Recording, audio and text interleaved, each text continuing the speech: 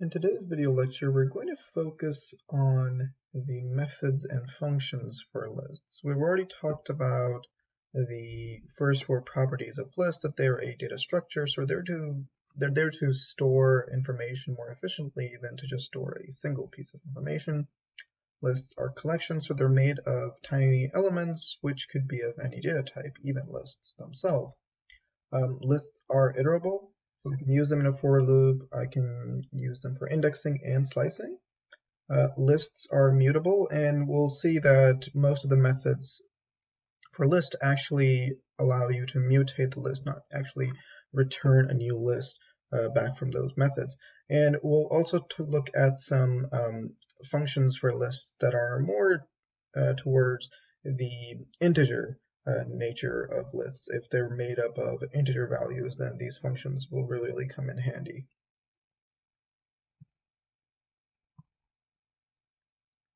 I'm going to start by listing out the main methods for lists that we are going to be talking about.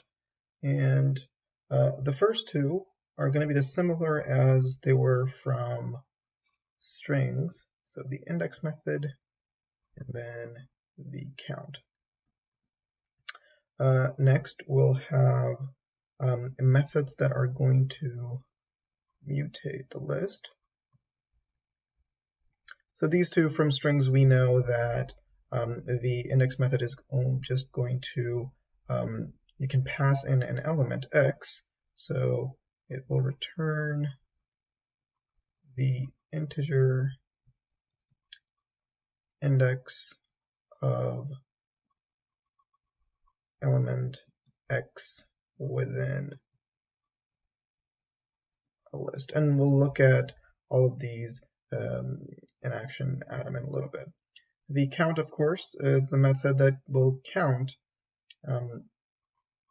It counts how many instances of element x there are in a list. So fairly simple. With the strings, the idea was you were counting how many strings or character there were inside a single string. Now you're counting how many elements there are in a list. Now this is new, the ones that actually mutate the list. So I'm going to list them out.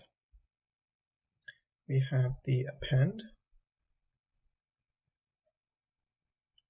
We have the extend. We have the pop. We have insert. I'm going to give it I and X. We have remove with X. And I'm also going to add sort and reverse. These are more similar than the others.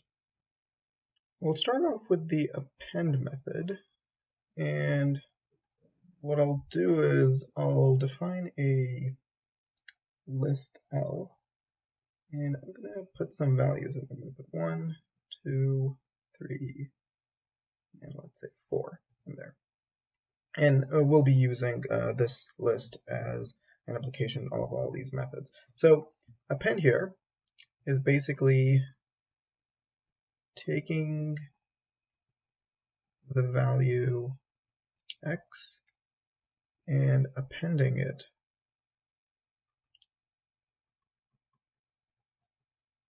to the end of the list. And that's fairly simple. So if I were to run a piece of code that goes along the likes of L dot append, let's say 5, what's going to happen is that in the original definition, so wherever the list L was stored, so I am going to mutate it, and I'm going to add 5 at the very end. So it's not going to return anything. Not returning anything. And instead, it will update your original list. Okay, so that's where things are a little bit different between the string methods and the list method. With string methods, when you, let's say, use the upper method, you are expecting a new string to get returned back to you, and the original string does not change. That is not the case here. Okay, so let's also look at the extend, which is very similar here. Oops. Let's look at the extend. I'm going to put X here. So if I were to do something along the lines of, after running this line of code, let's say I were to do list M is a list of 6 and 7, so it's a list of 2 values, 2 integers, and if I were to do L dot append M, what that's going to do is Python is going to assume that you want this list as a single element to be appended here. So in fact, what's going to happen is you will get, once this line of code is executed, you will get 6 and 7 added as a single element, because note the indexes of list L. It's going to be 0, 1, 2, 3, 4, and this entire list here, the inner list, is going to be index 5 with its own 0, 1 within it. But for the time being, it's just one element. Now say you didn't want that. Say you wanted the values of this inner list to be part of this big list coming up. So in that case, you will use the extend method. So the extend method takes a collection, so it could even be a string, and appends each element of the collection to the end of the new list. So if you wanted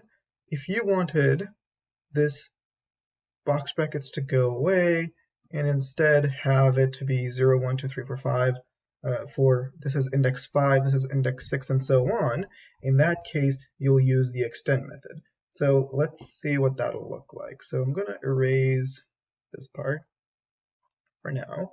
And let's say we ran this line of code. So this one, you'll have 6 and 7, right, for the time being. And let's say I'm going to write a new piece of code, and I'm going to do L.extend M. So after running this first line, I have 5 appended to the original list. After appending another list, I have a new element at index 5 here added to my list.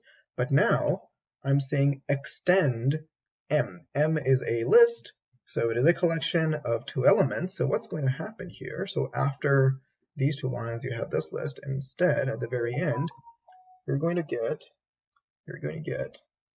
6 and 7 as separate elements in this new list. So you'll get, so if I look at the indexes again, 5, 6, and 7 here. So they're no longer part of a list by themselves. Instead, they are now separate elements part of this list. And that's the main difference between append and extend here. The next method we'll talk about is the pop method. And it's one of the 2 rare methods, I believe, that actually return a value, but they're still going to mutate your list. So pop basically removes the last element. And the way you can, of course, check is you just do L-1. So whatever element is at this index, it's going to be removed from your list. So it's going to be ejected from your list, and from the list, and returns it.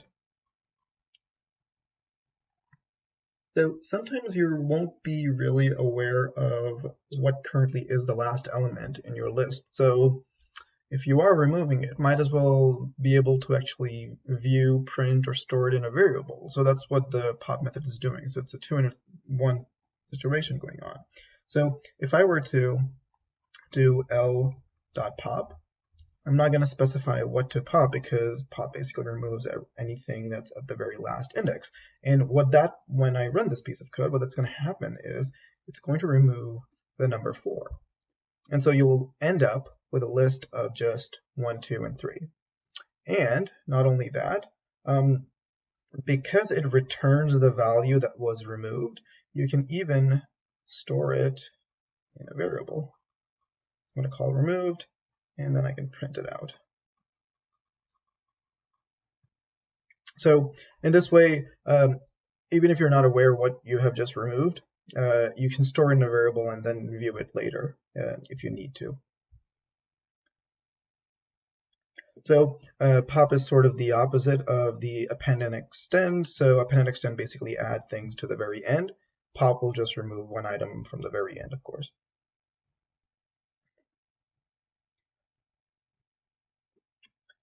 Let's move to insert, and it's going to tie in nicely with remove.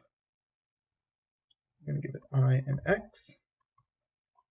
So insert is basically going to do what append does, but it allows you to have the functionality if you don't want to add things at the very end of your list. So let's say insert an element X at index I. So you're going to pass in two different values here, a number, so the index value here, and then the element you want to store in your list. And it works rather nicely so I can do l.insert. So let's say my list currently has 1, 2, and 3 after I ran this line of code. My list currently has 1, 2, and 3, and I want to insert at index 0. I want to enter at index 0 the value 99. So when this line of code is executed, it's not going to return anything, but it's going to do something like this. It's going to add at index 0, at the very beginning, it's going to add a 99, and so all of your indices are going to be shifted. So now this is index 0, this is 1, 2, and 3. So if append allowed you to insert X at the very end, insert basically says, okay, I'll add X to your list, but you can also specify where you want that to happen. I'm also going to add remove in here. There is some space. And remove, again, is sort of the opposite of insert here. So with the value of X, you're not specifying what index the element is at, but actually the element itself. So removes the element X from the list. So after I have ran this piece of code, my list currently has 99, 1, 2, and 3 at indexes 0, 1, 2, 3. And if I were to do l.remove 0, this is going to give me an error because currently 0 does not exist in here. So be aware of that. So you're not really removing the index, you're specifying what value you want to remove. So if I wanted to remove the value at index 0, I'm going to have to figure out what it is, and I'm going to do something like this. Now, once this piece of code is executed, Python is nicely just going to remove that value wherever it is. If there are multiple, it's going to remove all of them, and it's also then going to update the indexes. So insert and remove, sort of the opposite, but please remember that insert will first take the index you want to add the value at and the value itself, and then remove only takes the value you want to remove from it. For the last two remaining methods, I'm going to have to redefine my list here, and I've had it so it's 2, 1, 5, 3 with indices 0, 1, 2, and 3. So let's write out sort method, And let's also do reverse because they're sort of very easy to figure out. So sorts the list. And it will mutate the original list too, so it will shuffle things around and put them in ascending order.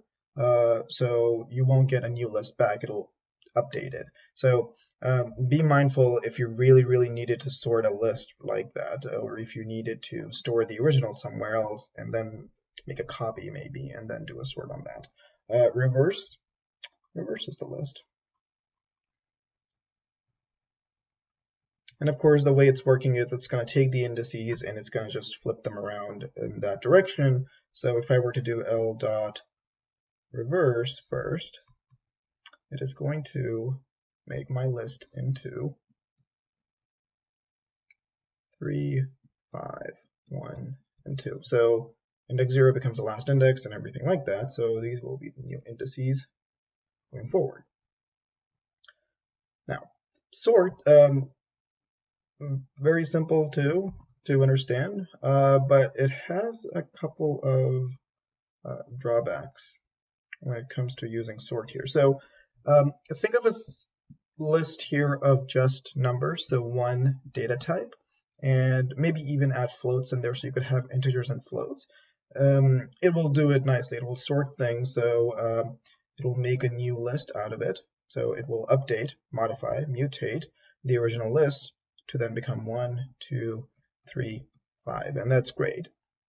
But say that you had a list that had the letter A, the numbers 0, 3, and 2.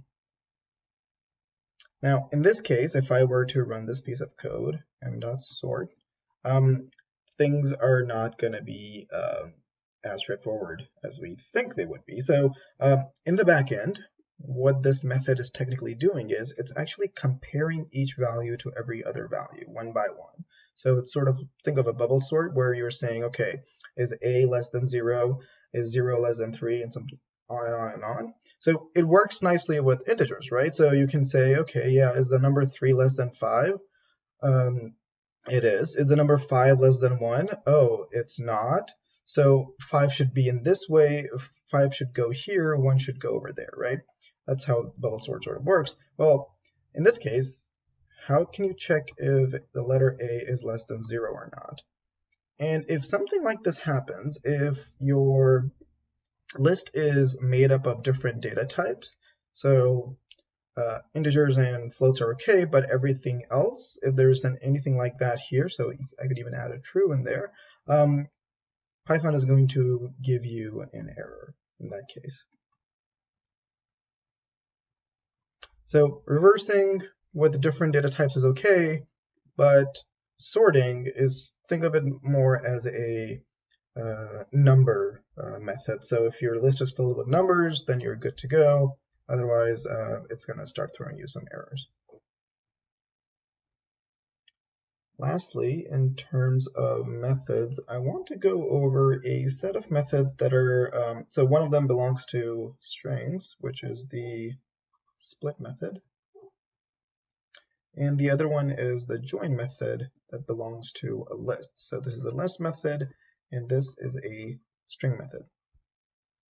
Now, these two are important because they allow you to interchange. So using a split on a string value is going to give you a list out of it, and using the join method on a list is going to give you a string out of it. So if you need to have an interchange between these two, these are the methods you go with. So let me define two strings here. I'm going to say str is equals to, say, hello, and then let's do this. Actually, hello space world. And I'm going to define a list L to be let's say C, the letter A, and the letter T here. So it should spell out cat if we convert it into a string.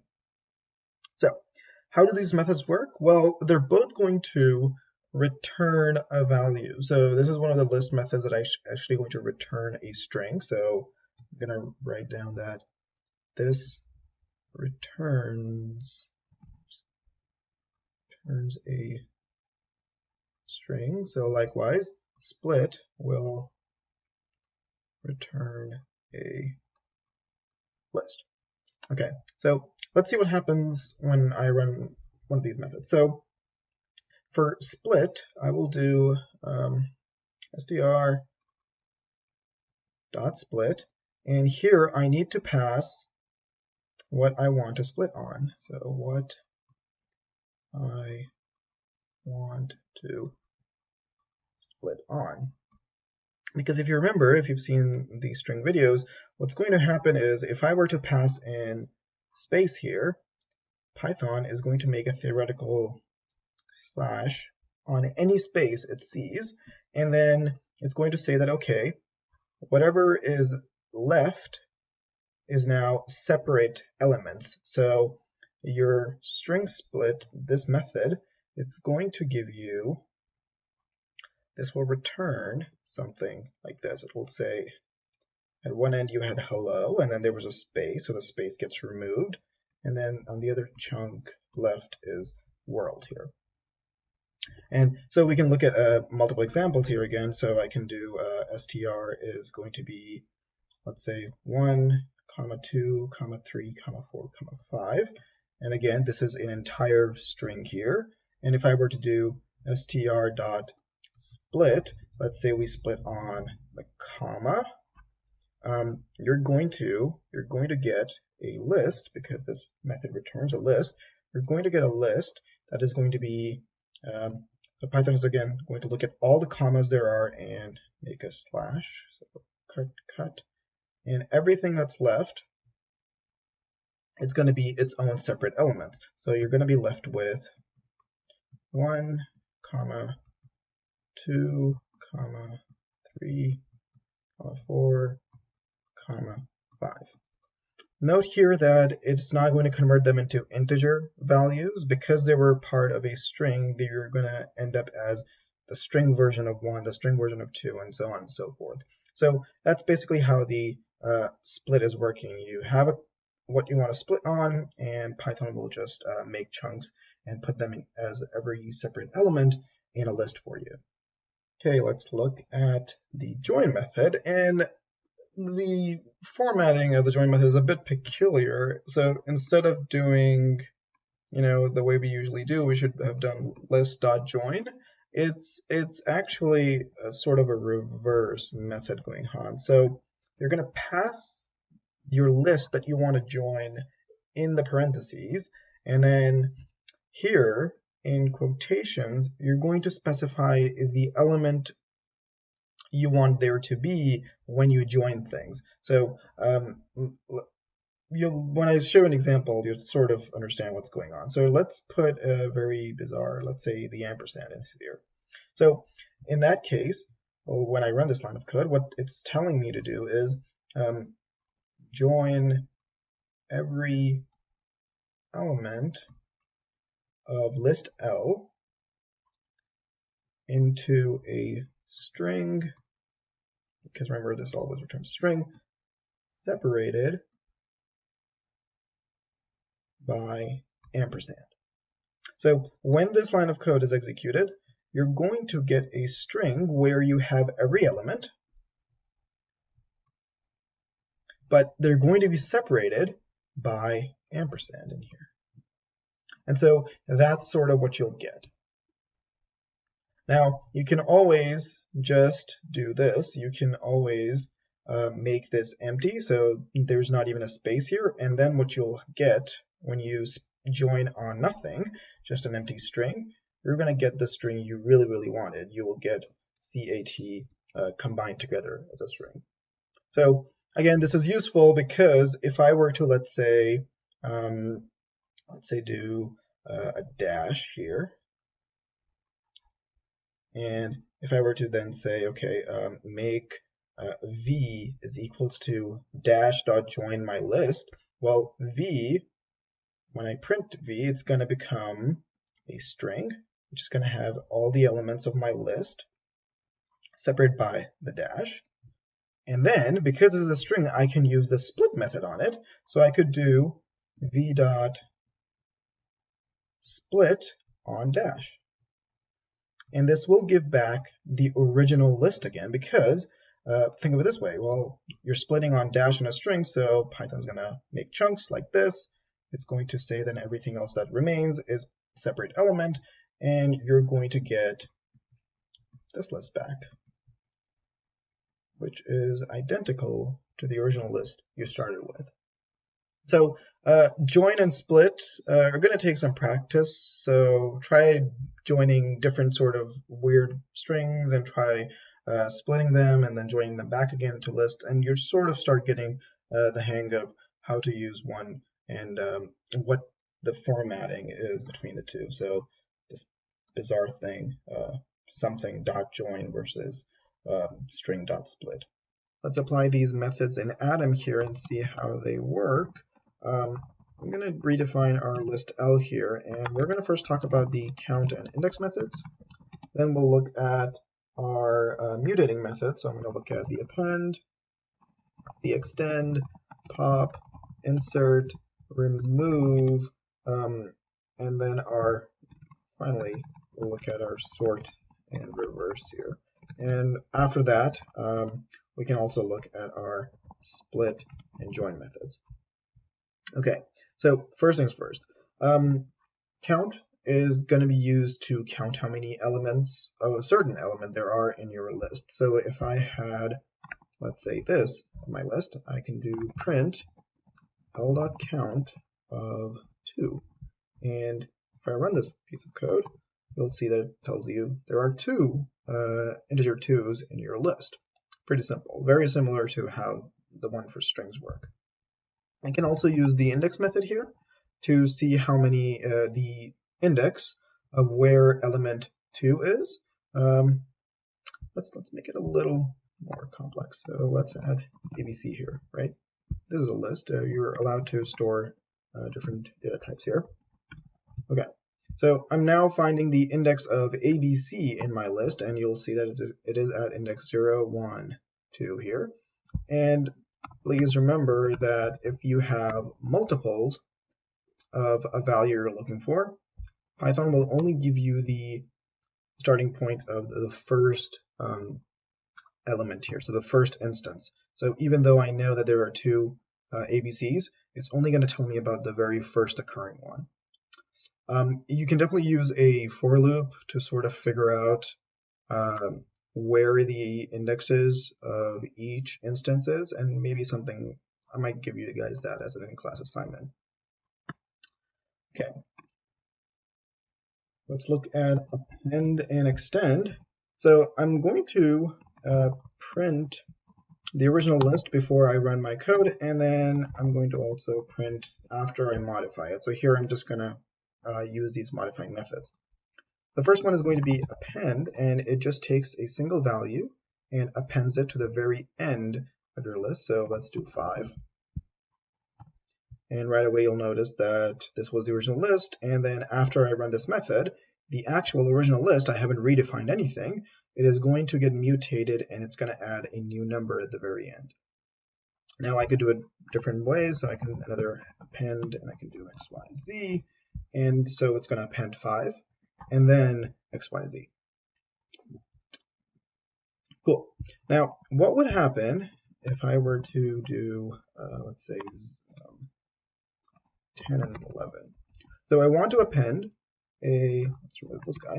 I want to append another list into list L. Well, append will count as all of these as a single element. So I'm also going to print the length of my list here. And you'll notice that this was the original list, and then you added a inner list, so you can see the box brackets here, and the count is 8. That's because you have 1, 2, 3, 4, 5, 6, 7, and this whole inner list is counted as one element, so it's 8 now. And again, if you wanted it to remove those inner box brackets and make 10 and 11 as separate elements of your list L, you're going to replace it with extend, and you'll also see the count go up by 1 like this. So the box brackets get removed, and 10 and 11 are now separate components of your list L. I mentioned that extend works on all kinds of collections. So if I were to put hello in there, what's going to happen is that hello is going to be broken first into each of its letters, and then each of them are going to become a new element of your list L. So the count goes up by 5, it goes to 12. And much like the extend and the append, which add things to the very end, I can use the pop method. So I'm going to remove this, and I'm going to remove that. The pop method will basically remove the last element in your list. So the element at index -1 here. There you go, ABC got removed.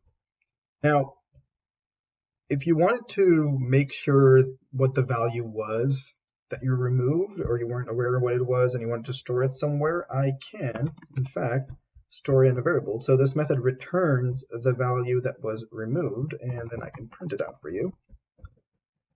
And you'll see something like this. So ABC was removed, so you'll see that it's being printed. That's the value of P, and then the original list gets mutated, so the last element goes away. The next two are insert and remove. So the way, again, insert works is that instead of doing append or extend to add to the very end of a list, insert basically says, okay, give me an index value and the value you want to add at that index. So let's say if at index 0, I wanted to add 99, you'll get something like this.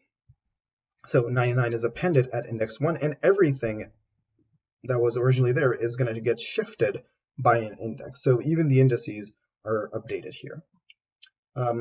Same thing goes for the remove method. Now with the remove, you're going to specify the value you want to remove. And let's say that is the number 2. Let's say 4 for now. So it should remove 4 and reduce the size of your list too. And you get that 4 got removed. And this is now your new list. Now, what should happen if I remove ABC here? What we're hoping, ideally, would happen is that all instances of this string ABC get removed. Well, that's not quite happening here. So it removed the first instant, just like how the index method gives you the first occurrence value, the index at the first occurrence. Well, remove is unable to remove this right here, the second instance. So in that case, you're going to have to maybe have a for loop or a while loop that keeps on removing ABC until there aren't any more. So let's write the code for it. It's not going to be that hard. I'll do C is the count of ABC, so I know how many there are. This should be 2 for now. And then I'm going to run a for loop twice, so it's going to run for the range 0 and 1, and for each of those, I'm going to say remove ABC.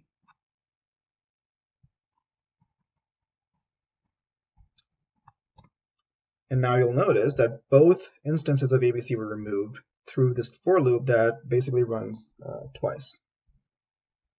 Now, what's going to happen if I try to remove ABC knowing that there aren't going to be any more ABCs at this point in time? Well, you try to remove ABC when it was no longer there, right? You already removed all instances of ABC.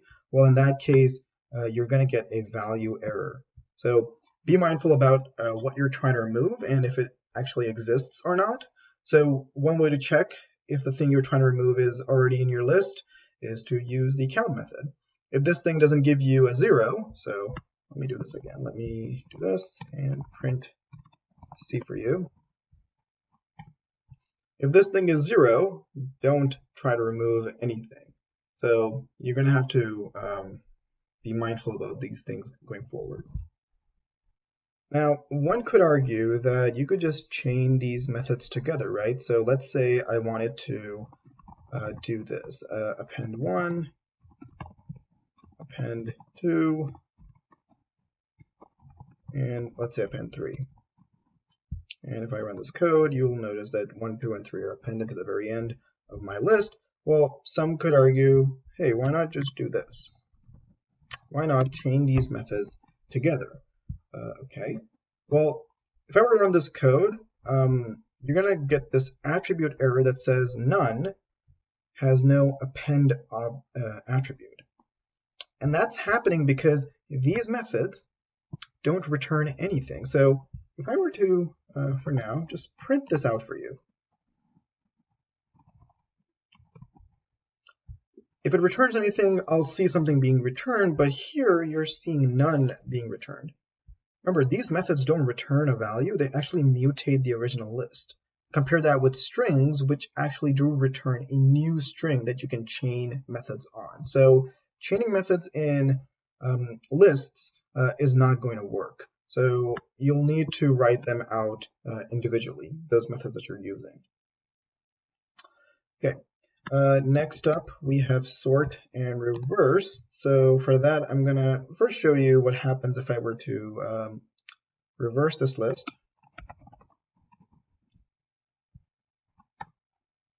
That's fair. So whatever you see here is just basically reversed. So the indices are reversed.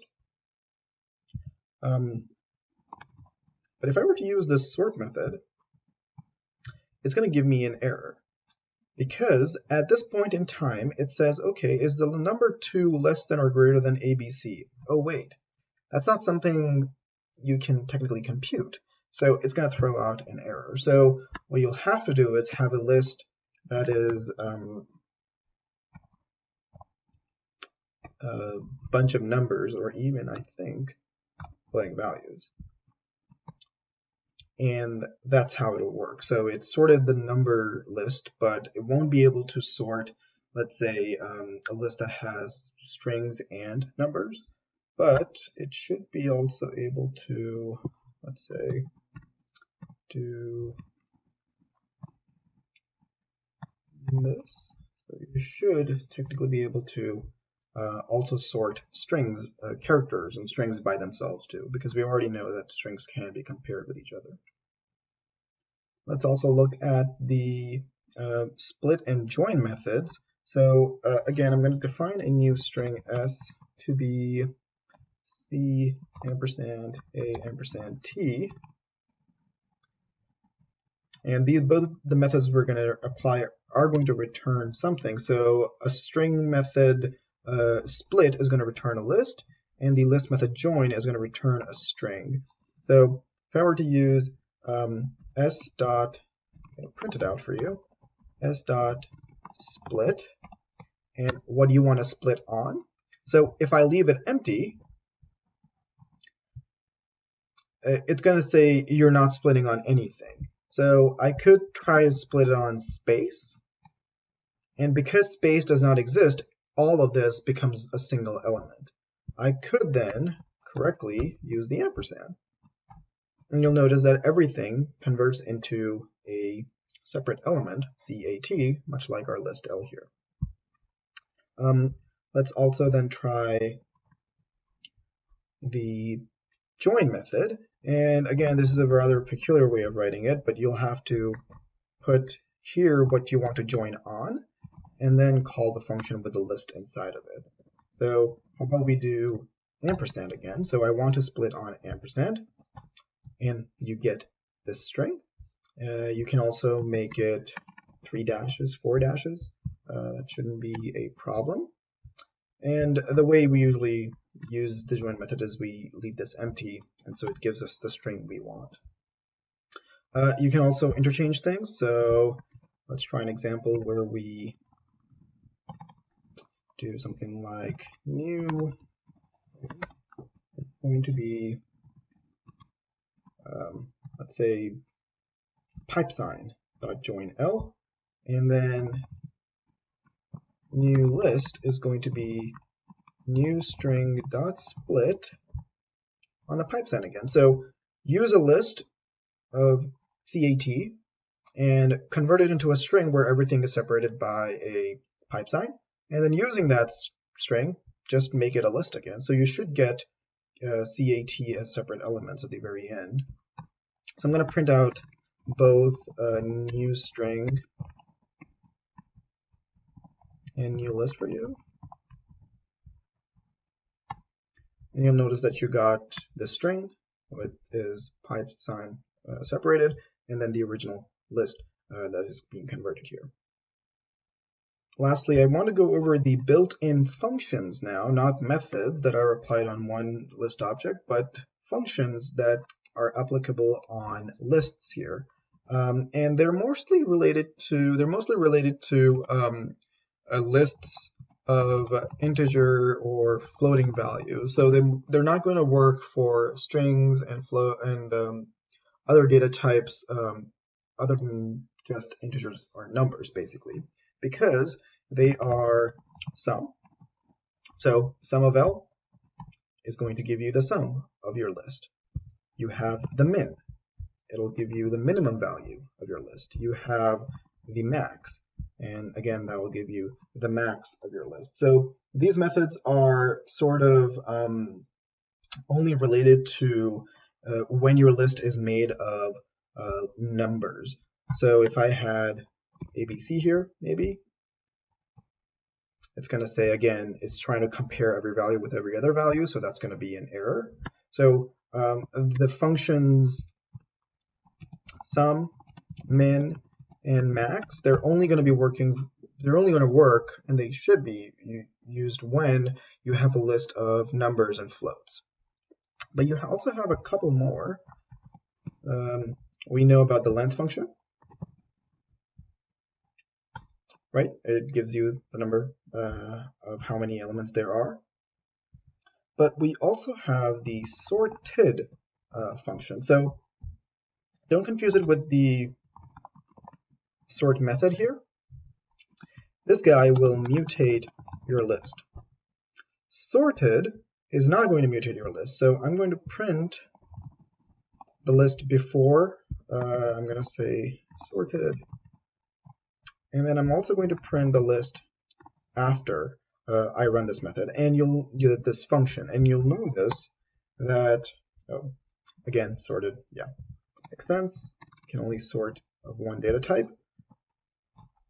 And you'll notice that is, well, let me actually change, let's add a 2 in there.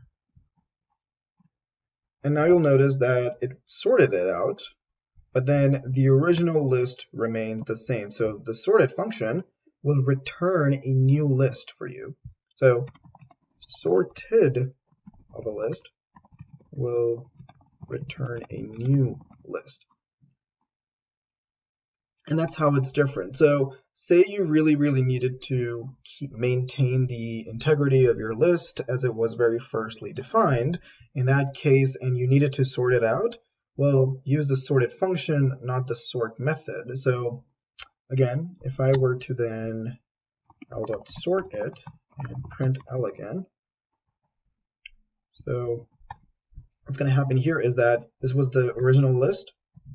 This is how you sorted it using the sorted function, and then you'll notice that the original list remains the same.